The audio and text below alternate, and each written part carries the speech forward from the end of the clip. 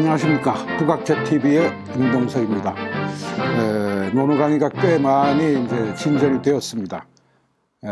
오늘은 1년번호 108장 공야장 제16장입니다.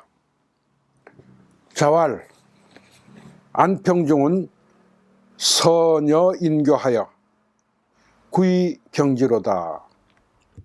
子曰：晏平仲善与人交，久而敬之。 공자가 말했습니다. 안평중은 다른 사람과의 사귐을 잘하여 시간이 오래 흘러도 사람들은 그를 존경하였다. 자, 문장은 짧지만 안평중, 먼저 안평중은 안영이라는 사람입니다. 안영, 영은 어린아이 영자인데요. 중국 이름에 그 어린아이 영자가 들어가는 사람들은 대개 어릴 때 이름을 제대로 안 지어주고 계속 불러서 그 이름이 그렇게 되었다랍니다. 예를 들면 한시외전을 쓴 한영이라든지 무슨 여기에 안영이라든지 그 영자 들어가는 그 이름들은 꽤 많이 보입니다. 그건 그렇고요. 이 안영은 춘추시대 제나라의 2대 재상 중에 하나로 아주 널리 알려진 그런 인물입니다. 2대 재상이라고 하면은 초기에 그 제환공을 도와서 패자를 이루었던 다 알고 있는 여러분들 관자, 또 그리고 이 춘추 말기에 새 임금을 한 마음으로 섬긴 이 안영, 특히 이 사람의 행적을 적은 책 안자춘추라는 책이 있는데요. 여러분들도 한번 그 안자춘추 한번 읽어보시길 바랍니다. 왜 그런가 하면 세상 살아가면서 이 어려운 일을 만날 때 어떻게 해결하는 것이 가장 좋을까 하는데 해답을 가진 책으로서 저로서는 지구상에 그만한 책이 없다고 봐요. 그래서 제가 일찍 이 책을 번역을 한 적이 있었는데 많은 사람들이 그래 공감을 했습니다. 좋습니다. 안영은 그래 평중은 뭐 평은 이름이고 중은 학렬 그 배향이라고 그러는데 몇째냐 그런데 이름은 어린아이 영자입니다. 특히 이 사마천은 이 안영을 굉장히 그 높이 봤습니다. 그래서 관안열전, 관자와 안자를 묶어서 하나의 열전을 쓰면서 맨 끝에 평어에 이렇게 썼습니다. 지금 만약 안자가 살아 계신다면 나는 그런 분의 말채죽을 잡는 그런 신분이 될지라도 그를 모시면서 흠모하겠도다 라고 할 정도로 극찬을 했습니다. 이 안영은 말이죠.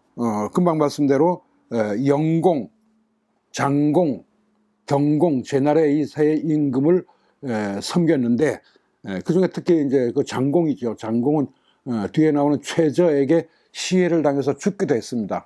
이런 혼란한 시기를 겪으면서 제나라를 잘 이끌어 나가서 특히 이 제나라는 벌써 춘추 말기에 전씨, 진씨, 전씨 같은 성씨입니다.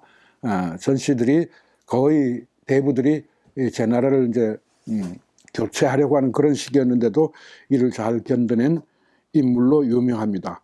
자, 그 안자춘추에는 이제 215가지의 이야기가 들어 있습니다. 여기 있는 고사들은 너무 많이 알려져 있어서 뭐 중국에는 초등학교 교과서부터 고등학교 교과서까지 거의 몇 개씩 안 실린 것이 없을 정도로 아주 그 좋은 고사들이 있습니다. 제가 몇 가지 먼저 소개해 볼까요? 안자는 키가 굉장히 작았다고 합니다.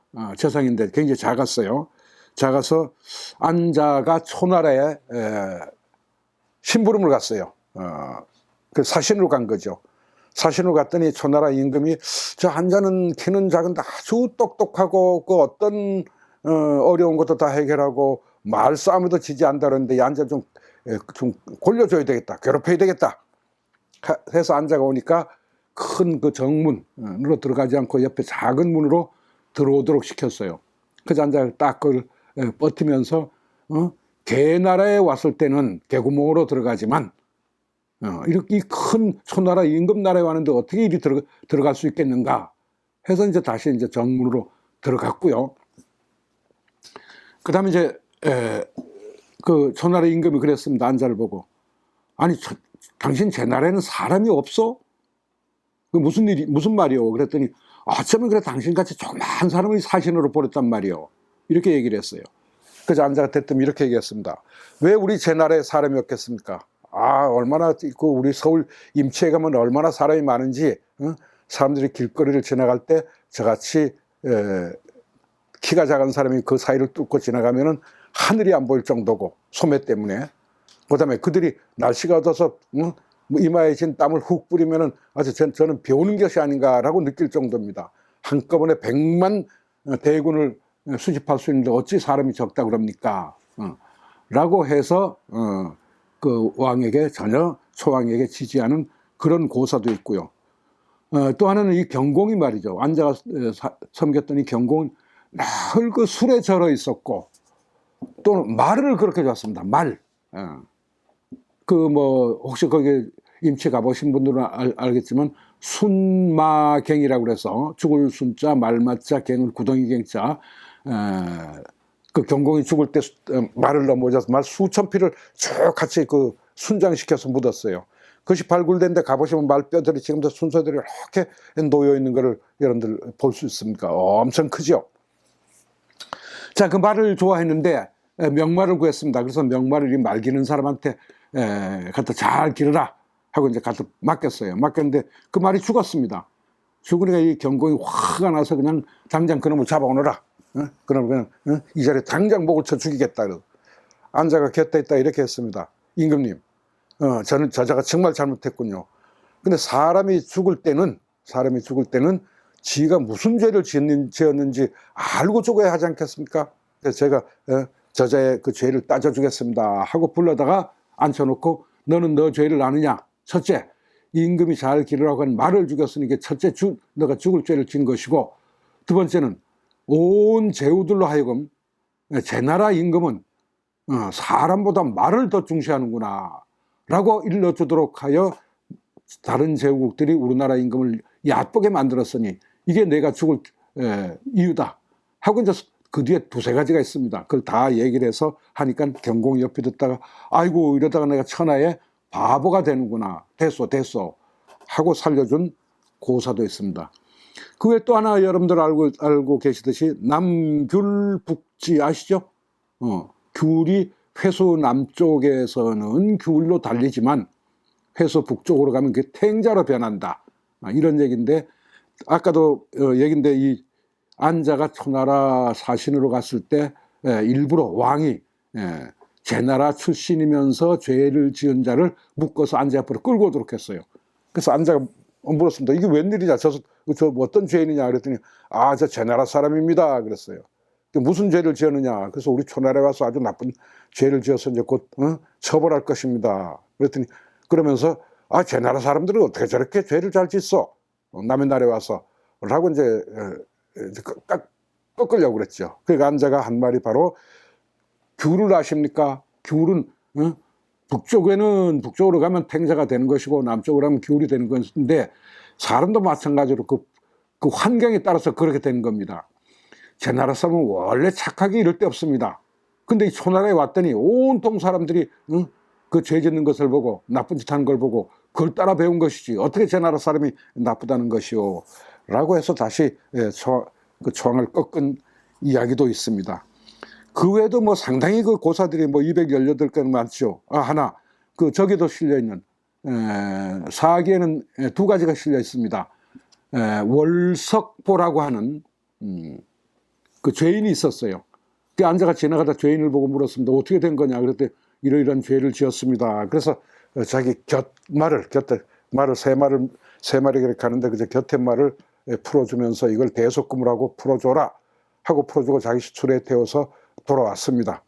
그 집 앞에 이래서 풀어줬으니 됐죠, 가시오 하고 보내놓고 안자가 집으로 들어갔어요. 그랬더니 이 원석보란 사람이 문에 서서 소리를 지르면서 이게 뭐하는 짓이오 하고 화를 냈습니다. 그래서 안자가, 아니 내 당신을 그래 풀어주기도 하고 다 이렇게까지 해줬는데 이게 나한테 대든다는 게 무슨 일이요? 그랬더니, 군자는, 사나이는 자기를 알아주는 자를 위해서 모든 일을 합니다. 그런데 내가 잡혀 있을 때는 저들은 나를 알지 못했기 때문에 그렇게 나를 죄도 없는 나를 잡은 것이고, 당신이야말로 나를 알아줬기 때문에 나를 풀어준 거 아니요? 그 나를 알아줬다고 하는 것은 나를 인정했다는 것인데, 그래 겨우 인정한다는 사람이 나를 여기다 끌어다 놓고 집으로 쑥 들어가자니 이게 사람 사귀는 일이요? 하면서 이제 따져 물었습니다. 이것이 이 뒤에 가서 나중에 이제 그 월석보라는 사람이 이제 은혜를 갚는 일도 있고 여러 가지인데, 이것 때문에 아마 구의경지라 오래 시간이 가도 그를 공경한다라고 아마 했을 겁니다. 그 외에 또 마부의 아내 이야기는 널리 알려져 있죠. 안자는 키가 작고 조만하니까 그 집에서 출근을 할 때면 꼭 마부가 이제 안자를 태워서 이제 그 조정까지 모셔다 드립니다. 출근을 시킵니다. 요새 같으면 뭐 고급 공무원이나 이런 분들은 이제 관용차에 있어서 관용차 운전 기사가 이제 그분을 모시거나 똑같은 원리죠. 근데 그렇게 되면 그 안자 마부가 아침 일찍 나와가지고 그 말을 그냥 찢기고 달래고 막 그다음에 뭡니까 마차를 청소하고 뭐 빛이 광이 번쩍번쩍 하고 있는 대로 폼을 잡고 옆에 지나가는 사람이 자기가 안자 마부라고 큰 소리 치고 그러다가 이제 안자가 오면은 딱 타고 이제 갑니다. 가면서도 그냥 이건 재상 저거다 하고 자기가 그냥 더 소리를 지르고 난리를 쳐요.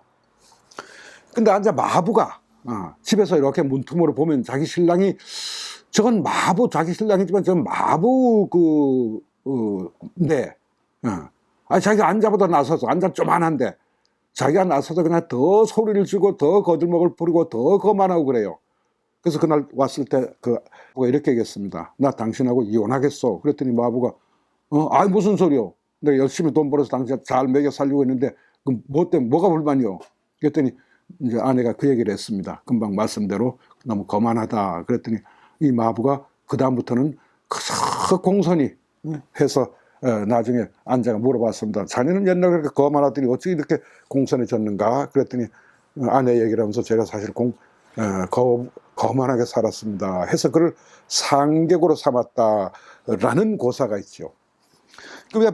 이 안자는 공자와 거의 같은 시기입니다. 그러면서 노나라는 제나라 곁에 있었으니까 늘 노나라와 제나라가 이제 다투기도 하고 뭐 서로 교류하기도 하고 쭉 그래 왔는데 노나라 임금이 제나라 임금이요 이 공자가 훌륭하다는 얘기를 듣고 공자를 불러다가 좀 큰 땅을 봉해서 벼슬자리도 주고 그다음에 많은 제자들을 좀 길러서 제나라의 인재를 길러야 되겠다라고 생각을 해서 공자를 불렀습니다. 불러가지고 니계라고 하는 땅이 있는데 니계 그 땅을 공자에게 봉하여 드리겠습니다. 그랬더니 안자 곁에 있다가 아주 심하게 반대를 했습니다. 저 유가들은 유가는 이제 유가의 옷은 여기 이렇게 굉장히 깁니다. 소매도 길고 옷도 헐렁헐렁하고 저 유가들은 훌륭한 헐렁헐렁한 옷을 입고 어떤 노동도 안 하면서 그저 입으로만 왕도가 어떠니 뭐가 어떠니 그런데 들어보면 그 왕도가 뭐가 실천할 수도 없고 세상도 이렇게 변했는데 쓸데없는 소리만 하고 돌아다니는 저들에게 왜 그런 더군다나 또 일도 안 해도 되도록 그럽니까 하고 내쫓아 버렸습니다. 그러자 할 수 없이 그 제나라 왕이 그저 공자에게 조그마한 선물 하나 주고 나가도록 했다 하는 고사도 실려 있습니다. 그 외에 많은 고사가 있으니까 여러분들 시간 나면 꼭 한번 읽어보셨으면 좋겠어요. 참 재밌습니다. 좋습니다. 이 안자에 대해서는 뒤에도 또 이제 나올 테고, 그럴 테니까 한번 좋은 교육 자료나 또 좋은 읽을 거리로 한번 여러분들 가까이 해보셔도 아마 시간이 아깝지 않을 것입니다. 예.